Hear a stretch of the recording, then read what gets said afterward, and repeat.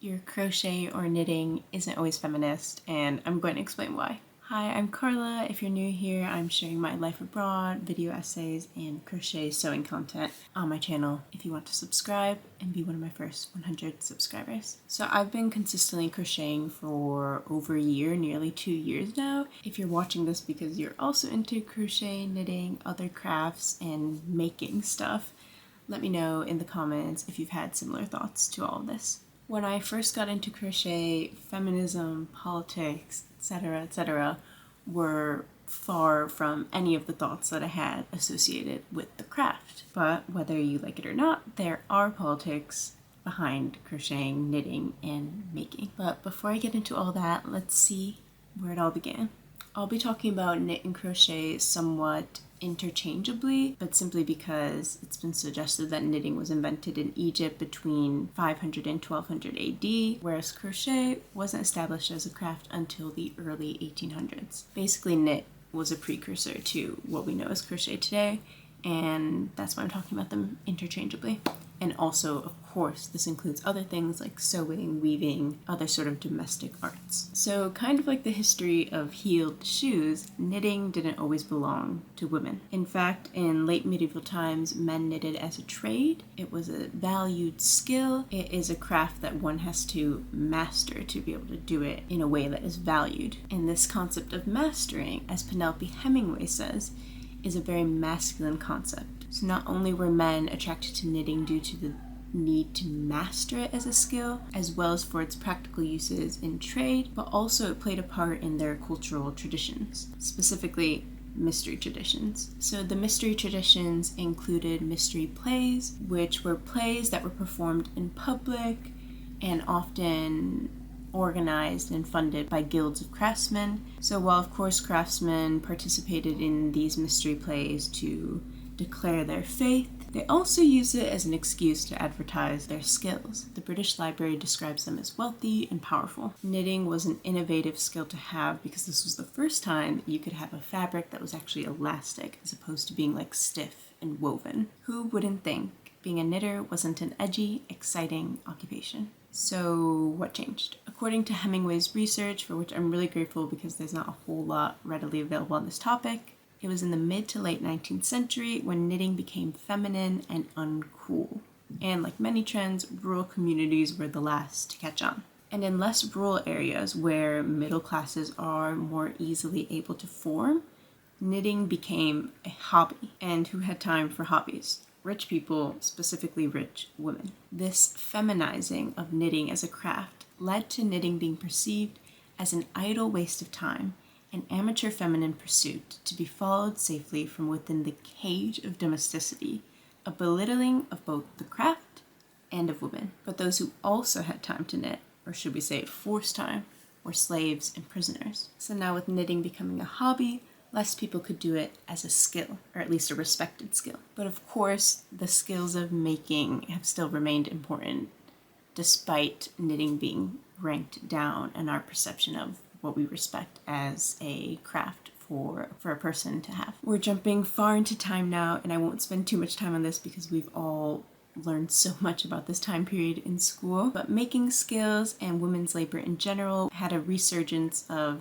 being recognized or being important around the time of the World Wars. Women were needed to keep the economy and the troops going while men were at war. During World War I, there was the American Knit for Sammy campaign, and university campuses had articles in the student papers saying, "Our boys are cold," encouraging women students to knit. The American Red Cross continued these efforts during peacetime, but picked up these efforts again in World War II, encouraging women to knit your bit, making socks, hat, mittens, and sewing bandages and uniforms. Meanwhile, the British government in wartime created the Make Do and Mend slogan, encouraging similar practices. This included recycling old clothes and unraveling old knitting to darn socks. So on one hand, domestic work became more important. Growing veggies, making, mending, times were tough, and this was a way to be more economical and also to contribute to society. But on the other hand, domestic work was less likely to be a woman's sole contribution to society. These making domestic art skills were still really important, really applicable to the work that they would pick up, but women were also needed in other areas of work that maybe weren't related to domestic skills. And eventually it wasn't uncommon for a woman to never learn how to knit or crochet, be it in school or at home. So why did we stop learning? Crochet no longer being regarded as a skill kind of gives us a hint as to why they would stop teaching it at school. But of course, there's more to the story. Do you remember Family Consumer Sciences, or FCS? You might also remember talk of the name changing from Home Economics to Family Consumer Sciences, because FCS was seen as a more progressive term than Home Economics. So Home Ec, as it was originally called, was actually created by a chemist and instructor at MIT called Ellen Swallow Richards. So what was a chemist doing creating home economics? Richards began working on the study of making home life more efficient. Was this simply to teach women how to become better housekeepers? Kind of, but Richards' overall goal was that in making women's work inside the home more efficient, they would have time for other pursuits, just like she did in becoming a chemist. But anyways, due to the perception of home economics, the Richards American Home Economics Association was renamed the American Association of Family and Consumer Sciences in 1994. That's only 30 years ago. Only 30 years ago that we decided to take the word home out of a subject and add in science because it made it seem more respectable. So if we see home economics as something that limits the educational pursuits of women, it's not due to the original philosophy. It's due to our own biases. Before this, by the 1960s, home economics became a feminist pariah. And yes, I did just say that home economics was created to allow women to do more, but obviously it's more complicated than that. And feelings of distaste towards home economics, family consumer sciences, are valid. Home economists offered a feminism palatable to non-feminists, a social reform vision that highlighted personal habits. This criticism of home economics basically says that it was simply an opportunity to make women believe they were doing something that would free them, but really just kept them in the same spot that they already were. However, this subject, home economics, can't be criticized that quickly. Attitudes towards women's work that equate domesticity uncritically with gendered oppression have been challenged by writers who argue that traditional practices of housewifery can be enjoyable and fulfilling for some women, and that women negotiate domesticity in more complex ways than have been fully recognized in scholarship and culture. So yes, we won't pretend that home economics as a subject created by this woman at MIT was a radical feminist movement. However, we can't simply say that anything that places value on women's work in the home is automatically anti-feminist, because that means that these domestic skills aren't as valuable to us as other skills, especially when we get into the reasons why some women take pleasure in these things and how they're allowed to enjoy doing both. So with all of this being said, why have skills like crochet and knitting seemingly somewhat suddenly boomed? And this is when we'll get into crafting and third wave feminism. By the way, third wave feminism is what some people say we're in right now, although others argue we're in fourth wave feminism. And much of what I'm talking about in this video essay does relate to first world women, but we will get a little bit into women in other parts of the world later. One of the main principles of third wave feminism is reclamation. So reclaiming skills, words, hobbies that were traditionally seen as too feminine and therefore not worthy of respect. So young women like me, and maybe like you, who have taken up crocheting, embroidery, whatever, are seen as a prime example of third wave feminists who are reclaiming those different skills and therefore rejecting the assumptions that come along with them. We also now have the concept of creative consumption.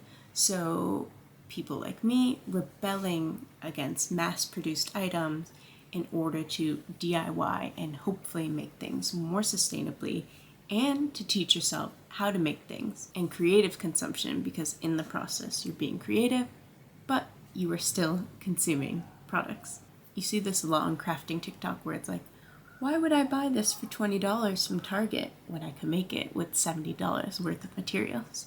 I don't think that crocheting, knitting, sewing is automatically a sustainable activity. It can be, for sure. There is at least this promotion of making conscientious and deliberate choices when you are into these different crafts. This boom in interest in crafts has definitely grown thanks to TikTok and that sort of niche on the platform, but also we can't discount the impact that Pinterest in the 2010s had on the crafting space on the internet now. In the 2010s, DIYs on Pinterest became very, very popular, but they also became a bit of a meme and sort of seen as an activity that was only really for stay-at-home moms, and stay-at-home moms used in a derogatory sense. Whereas now DIYs are seen as something that can be for everyone, and it's more linked to being sustainable, being self-sufficient, as opposed to being something you do because you're bored.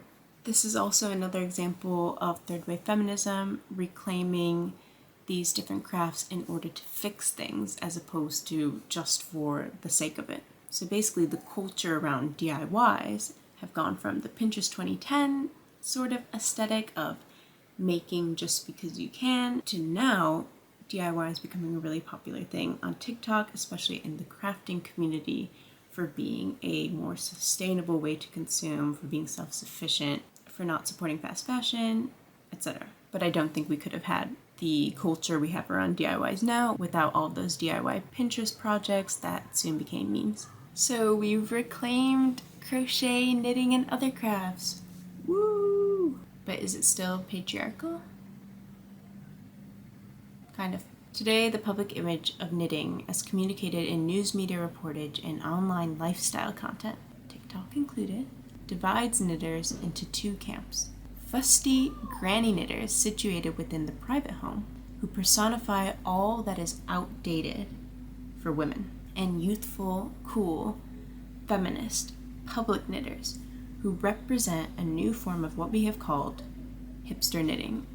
That's from a 2019 research paper. The researchers go on to call this a very artificial division of contemporary knitters, which I would agree with. It's also quite ageist and reinforces the post-feminist stereotypes of grandmothers as being politically inert but domestically skilled, not both. So yes, I just quoted a research paper from 2019.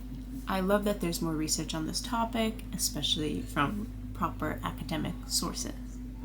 But so much of this research is looking into hipster knitting, which is basically avant-garde knitting, yarn bombing, social activist movements supported by crochet and knit blankets and slogans and whatnot.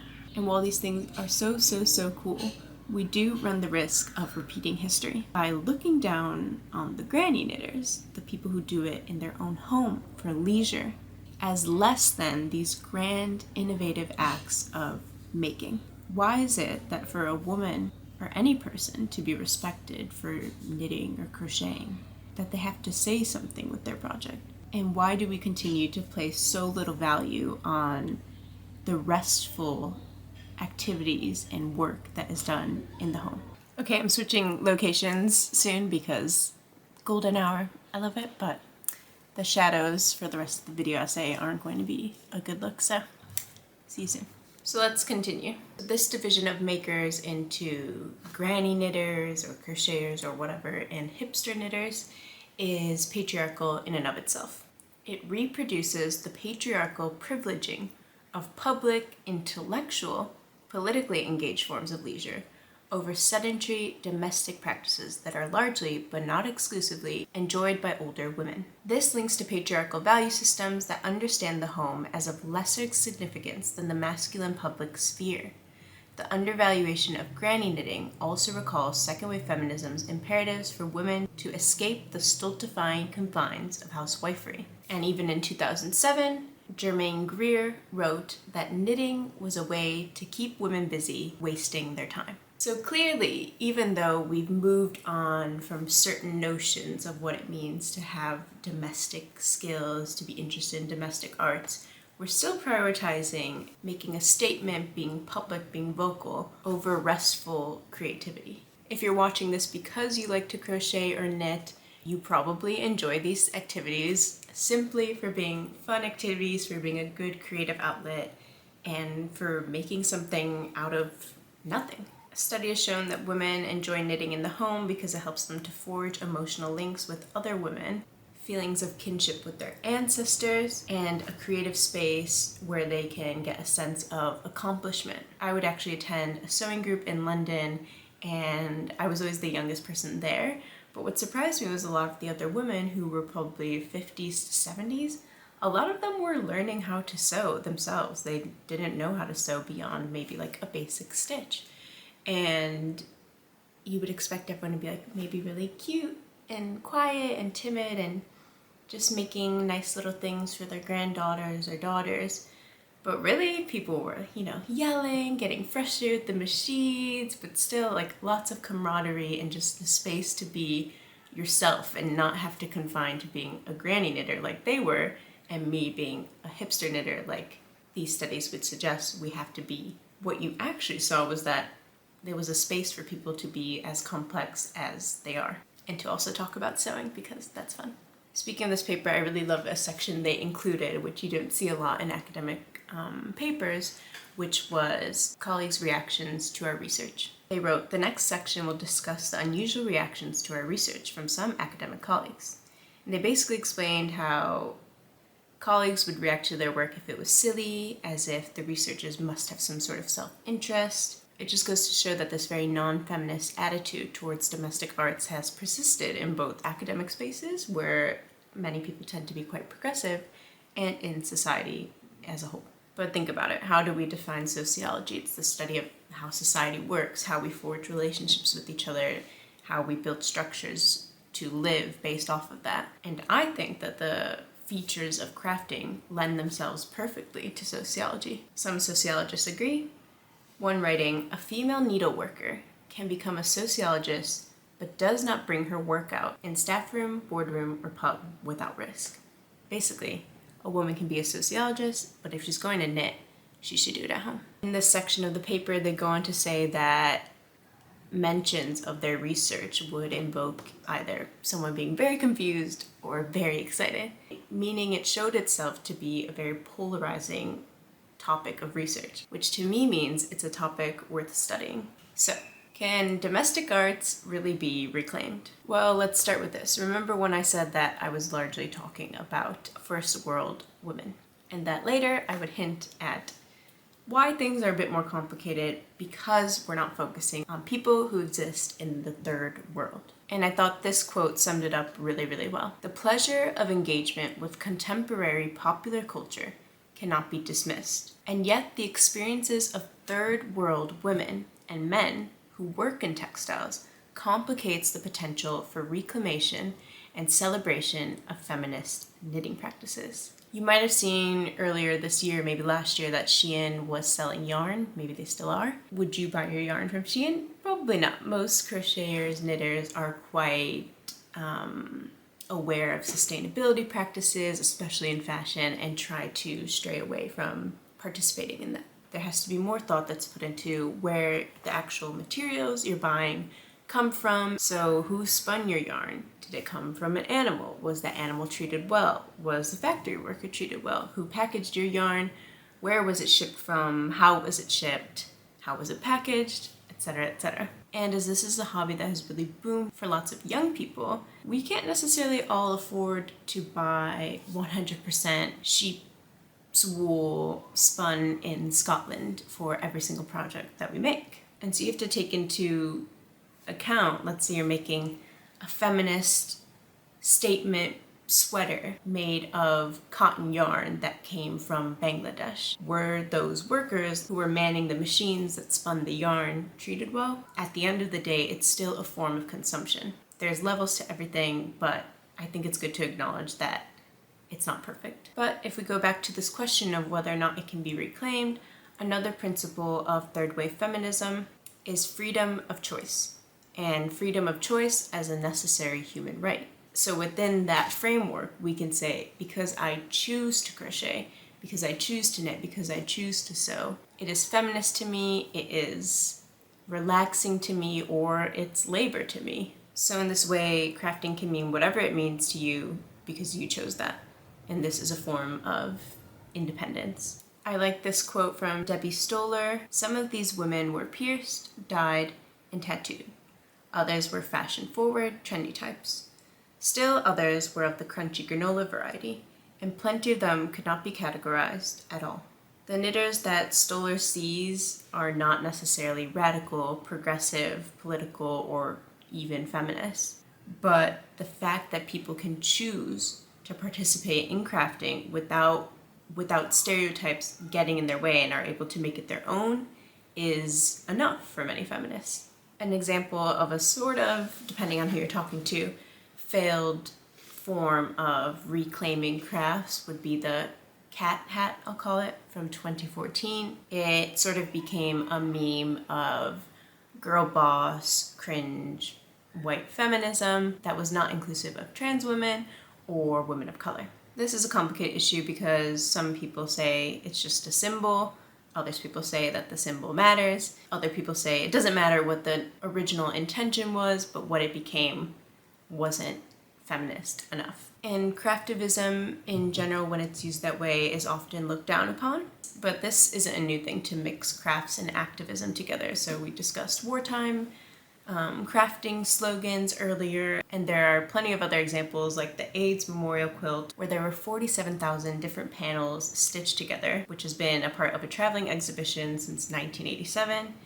Another example are 1970s South American women who sewed arpilleras, which were tapestries that told stories of oppression at the hands of government. And these also had a practical use with women hiding notes within the tapestries. Those are some amazing examples of reclaiming crafts for a political cause, which I think is a really powerful way for women to show that they can do both things. They can craft and they can also care about politics. They're not politically inert granny knitters. But with that, I think if we are trying to define the current wave of feminism, which many call the fourth wave, we would definitely include a prioritization of rest. So I do not dream of labor, including labor in the home. There are many benefits of knitting, crocheting that aren't just I can make something for my family member, my friend, or I can make a political statement, or I can fix socks and not have to throw them out. There are also benefits that are purely just for oneself. Crafting has been proven to reduce stress and anxiety, and like I said earlier, some women have reported that being a part of different knitting groups helps them to forge emotional connections and to feel accomplished in themselves. I think making a political statement with your craft can be very powerful, but I also think that women and anyone should be able to enjoy these crafts without feeling the need to make some sort of grand statement. Let me know what you think in the comments. And if you want to see some of my crochet, because I crochet just for fun, you can go to my TikTok, which is @CarlaCalling, or this vlog, and more crochet videos to come, as well as vlogs from my life abroad, and more video essays like this because I really enjoyed this, and I definitely want to do more of them. On that note, I'm going to edit this video, hopefully get it out to anyone who wants to watch it, and see you next time.